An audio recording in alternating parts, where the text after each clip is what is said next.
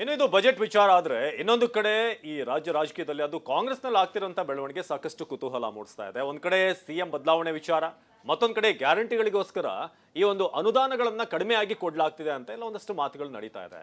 ಈ ನಡುವೆ ಸಿಎಂ ಅವರ ಆಪ್ತ ಸಲಹೆಗಾರ BR ಪಾಟೀಲ್ ಆಳಂದ ಶಾಸಕರು ಇವತ್ತು ರಾಜೀನಾಮೆ ಸಲ್ಲಿಸಿದ್ದಾರೆ ಈ ಸಲಹೆಗಾರ ಸ್ಥಾನಕ್ಕೆ. ಹಾಗಾದ್ರೆ ಏನಾಗ್ತಿದೆ ಕಾಂಗ್ರೆಸ್ನಲ್ಲಿ, ಬನ್ನಿ ರಿಪೋರ್ಟ್ ನೋಡೋಣ.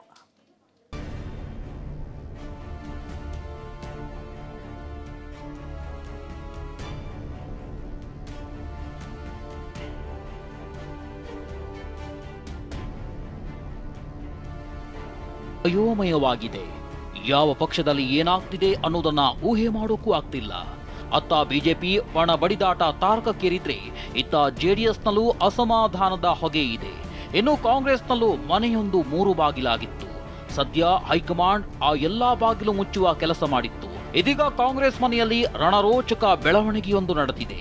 ಅದುವೇ ಸಿಎಂ ಸಲಹೆಗಾರ ಹುದ್ದೆಗೆ BR ಪಾಟೀಲ್ ರಿಸೈನ್.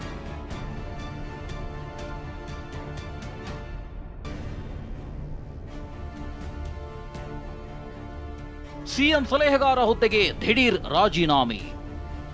ಅನುಮಾನಕ್ಕೆ ಕಾರಣವಾದ BR ಪಾಟೀಲ್ ನಡೆ.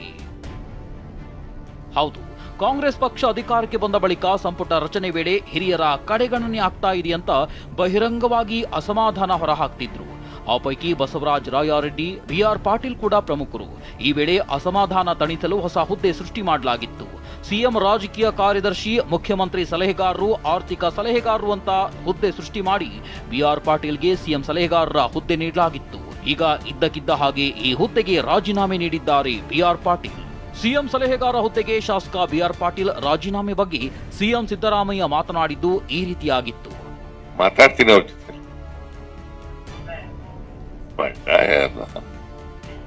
ಅವ್ರಿಗೆ ನೋಡೋಣ, ಅವ್ರ ಜೊತೆ ಮಾತಾಡ್ತೀನಿ. ಗೊತ್ತಿಲ್ಲ, ಮಾತಾಡಿಲ್ಲ. ರಾಜೀನಾಮೆ ಪತ್ರ ಕೊಟ್ಟಿದ್ದೀನಿ ಲಕೋಟಿನಲ್ಲಿ ಅಂತ ಹೇಳಿದ್ದಾರೆ, ಓದಿಲ್ಲ. ಇನ್ನು BR ಪಾಟೀಲ್ ರಾಜೀನಾಮೆ ನಿರ್ಧಾರಕ್ಕೆ ಸ್ಪಷ್ಟ ಕಾರಣ ತಿಳಿದು ಬಂದಿಲ್ಲ. ಮೂಲಗಳ ಪ್ರಕಾರ BR ಪಾಟೀಲ್ ರಾಜೀನಾಮೆಗೆ ಹಲವು ಕಾರಣ ಇವೆ ಎನ್ನಲಾಗಿದೆ. ಒಂದು, ಇವರಿಗೆ ಕೊಟ್ಟಿರುವ ಹುದ್ದೆಯಿಂದ ಸಿಎಂಗೆ ಯಾವುದೇ ಸಲಹೆ ನೀಡುವ ಔಚಿತ್ಯ ಇಲ್ಲ. ಸಾಕಷ್ಟು ಅನುಭವ ಪಡೆದಿರುವ ಸಿದ್ದರಾಮಯ್ಯಗೆ BR ಪಾಟೀಲ್ ಸಲಹೆಗಳನ್ನ ತೆಗೆದುಕೊಳ್ಳುವ ವ್ಯಕ್ತಿತ್ವ ಸಿಎಂ ರದ್ದು ಅಲ್ಲ. ಇದು ನಾಮಕಾವಸ್ಥೆಯ ಹುದ್ದೆ ಅನ್ನೋದು ಅವರ ಅಭಿಪ್ರಾಯ ಎನ್ನಲಾಗಿದೆ. ಮತ್ತೊಂದು, ಆಳಂದ ಕ್ಷೇತ್ರಕ್ಕೆ ಸರಿಯಾದ ಅನುದಾನ ಬರ್ತಾ ಇಲ್ಲ. ವಿಶೇಷ ಅನುದಾನ ನಿರೀಕ್ಷೆ ಮಾಡಿದ್ದ ಅವರಿಗೆ ಅನುದಾನ ಸಿಕ್ಕಿಲ್ಲ. ಹೀಗಾಗಿ ಬೇಸರ ವ್ಯಕ್ತಪಡಿಸಿದ್ರು ಎನ್ನಲಾಗಿದೆ. ಈಗ ರಾಜೀನಾಮೆ ನೀಡಿರೋದು ಸಿಎಂ ಮೇಲೆ ಒತ್ತಡ ಹಾಕಲು ಅಂತ ಹೇಳಲಾಗ್ತಿದೆ. ಇತ್ತ BR ಪಾಟೀಲ್ ರಾಜೀನಾಮೆಗೆ ಅಶೋಕ್ ವ್ಯಂಗ್ಯವಾಡಿದ್ದಾರೆ. ನಾನು BR ಪಾಟೀಲ್ ಅವ್ರಿಗೂ ಹೇಳಕ್ ಇಷ್ಟಪಡ್ತೀನಿ, ದಯವಿಟ್ಟು ಯಾಕೆ ಸಿದ್ದರಾಮಯ್ಯನವ್ರ ಮೇಲೆ ಮುಗಿದು ಬೀಳ್ತೀರಾ? ಅವ್ರ ಮಾತು, ಸಿಎಂ ಮಾತೆ ಯಾರು ಅಧಿಕಾರಿಗಳು ಕೇಳಲ್ಲ ಅಂದ್ರೆ ನಿಮ್ಮ ಮಾತು ಯಾರು ಕೇಳ್ತಾರೆ? ಒಂಥರ ಇದು ಅದೇನೋ ಬೀಡಾಡಿ ದನದ ಅಂತಾರೆ ನಮ್ಮಲ್ಲಿ, ಆ ರೀತಿ ಸರ್ಕಾರ ಇದೆ. ಬೀಡಾಡಿ ದನಗಳು ಅಂತಾರಲ್ಲ, ಎಲ್ಲಿ ಹೋಗ್ಬೇಕೋ ಯಾರು ಕೇಳೋರು ಹೇಳೋರು ಯಾರೂ ಇರಲ್ಲ. ಇದು ಅಂಥ ಸರ್ಕಾರ ಇದು. ಹೇಳೋರು ಕೇಳೋರು ಯಾರೂ ಇಲ್ಲ. ಸದ್ಯ ಸರ್ಕಾರ ಕೊಟ್ಟಿರುವ ಎಲ್ಲಾ ಸೌಲಭ್ಯ ವಾಪಸ್ ಕೊಟ್ಟಿರುವ BR ಪಾಟೀಲ್ ಅವರ ಏಕಾಏಕಿ ನಿರ್ಧಾರ ಕಾಂಗ್ರೆಸ್ನಲ್ಲಿ ಸಂಚಲನ ಮೂಡಿಸಿದೆ.